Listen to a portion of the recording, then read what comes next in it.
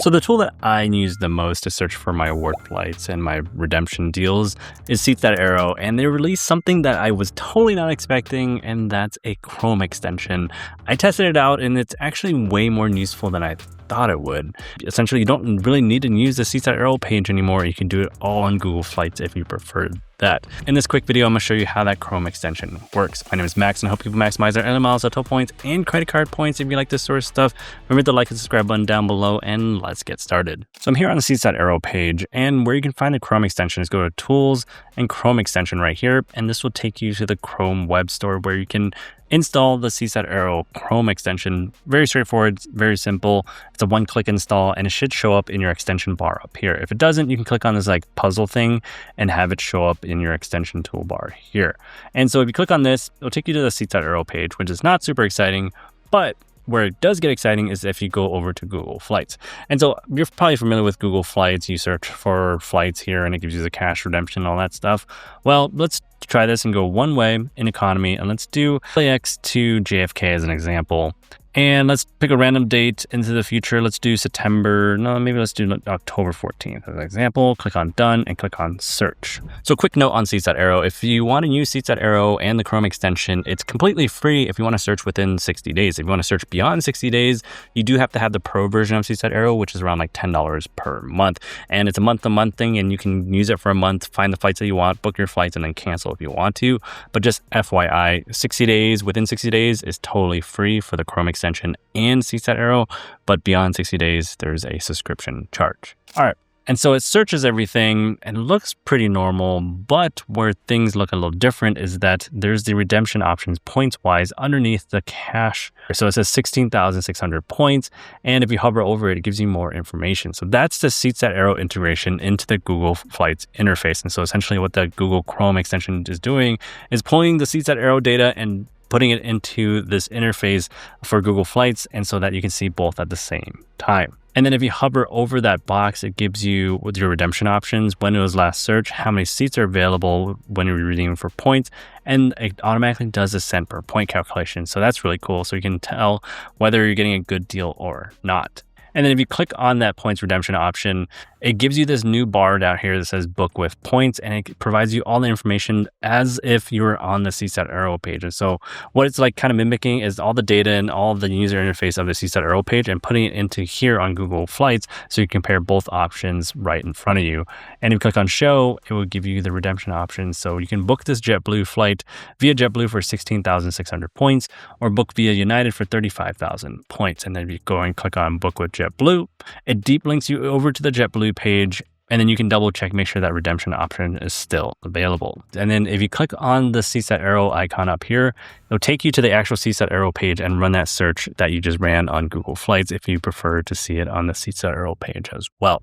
Now that's just the basics, and there are a couple of features that they also included into the Seats.aero's Chrome extension that really kind of surprised me that they even bothered to include it at all, because it's kind of impressive, to be honest. All right, we ran the search already for this redemption flight. Well, we can actually filter out the results by transfer partners, programs, points, and max fees as well. This is where Seats.aero decided to include a lot of the features that are already on the Seats.aero page, like I mentioned previously. And so if I transfer partners, say if I only have American Express points, or I have only Bilt points and Capital One miles, I can click apply, and it'll filter the results based off of that. And then in the results, it doesn't look like that much has changed, but if you scroll down, it also says that it's filtered out here.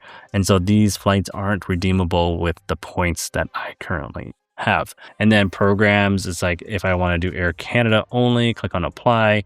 That filters out a lot of it, and not very many options here after I filter out by Air Canada only. So I'm going to uncheck that and go back here. Let's do points. And so say maximum amount of points. I want to keep it around under 20,000 points. Click on apply, and that will apply that filter. And then max fees as well. Sometimes redemptions have a lot of fees, and so that can filter out that as well. So I'm gonna go and click on clear all these filters here. It feels like they didn't really need to include this in version 1, but they did, which makes it super useful.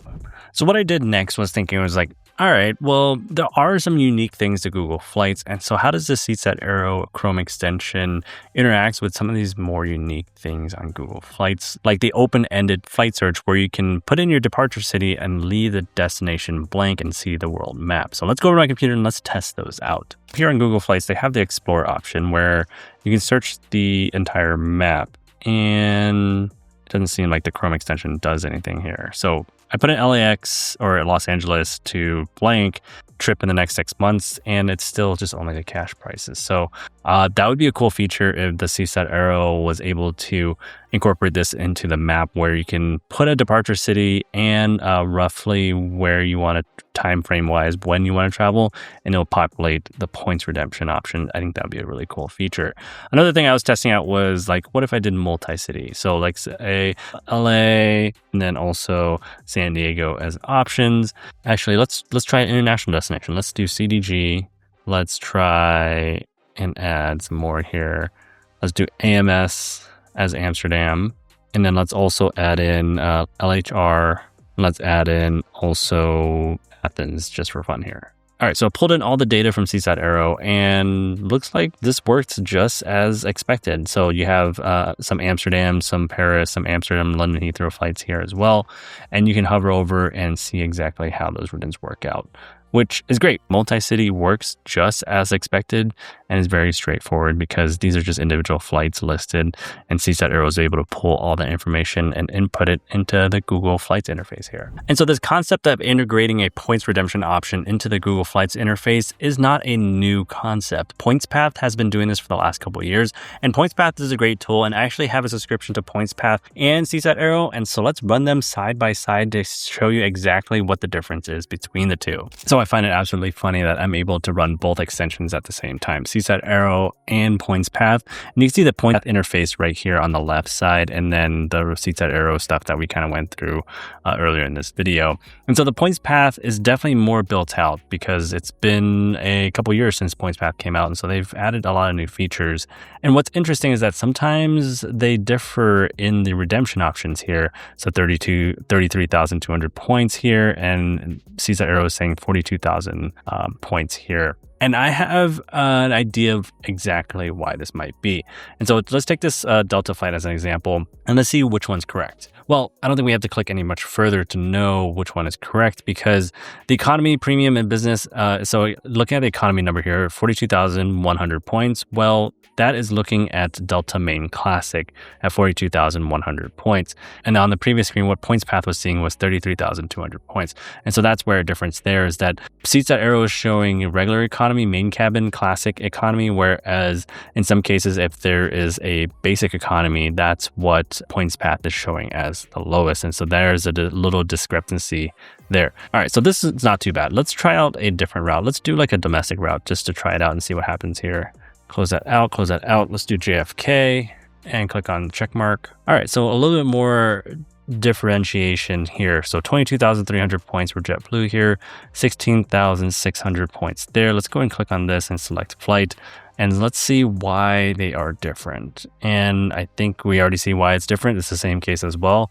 Blue Basic versus Blue. And so Seats.aero is primarily focusing on the regular main cabin economy versus basic economy. Now, if we go back, let's say we filter this out, exclude basic economy. Let's see if PointsPath updates this to exclude basic economy. Yep, it does. And so this is more accurate here. 16,600 points, 16,600 points, 25,300 points, 25,300 points. And so that's the reason why PointsPath might differentiate a little bit from Seats.aero if you don't pay attention to excluding this basic economy. So PointsPath is definitely a comparable tool. And I think the only downside about PointsPath is that it only supports a select amount of airlines and a select amount of routes. And that's where I think the Seats.aero data set is just way more powerful, a lot more airline coverage, a lot more route coverage, where you can find award availability for some of the more unique routing options that you typically wouldn't find on PointsPath. That's just from my search experience on using PointsPath versus Seats.aero, but you can let me know what you think down in the comments about that. Overall, I just found it surprising that this is version 1 of the Seats.aero Chrome extension because I'm kind of impressed they decided to include all these features in the first version of that Chrome extension. They could have easily just like showed everybody like the points amount that's going to cost across and then linked everybody back to Seats.aero and have everybody have to search on Seats.aero. But I feel like they incorporated like 85 to 90% of all the features on Seats.aero onto the Google Flight interface, where you can just focus on using just one page and find that award search and do that award search really quickly and maybe potentially find a good deal. And this makes things way easier because a lot of people are familiar with Google Flights and not a ton of people are super familiar of how to use Seats.aero. And so that's the thing with Seats.aero, is that I often recommend it a lot, but oftentimes I hesitate to recommend it because the interface can be confusing and daunting to new users or people that are not familiar with the miles and points game. I remember it did take me a little bit to kind of get used to or understand, but once you get the hang of it, it's pretty simple. I think there's a steeper learning curve for the Seats.aero page versus someone that is familiar, that has used Google Flights in the past. Let me know if you have any questions down below. I'll also put all the links down in the description for the Chrome extension and the Seats.aero links as well. And so using my link to sign up for Seats.aero does help support my channel. Remember the like and subscribe button down below. I'll put some more videos on screen right now so you can go check those out. Thanks for watching this far, and I'll see you guys in the next one.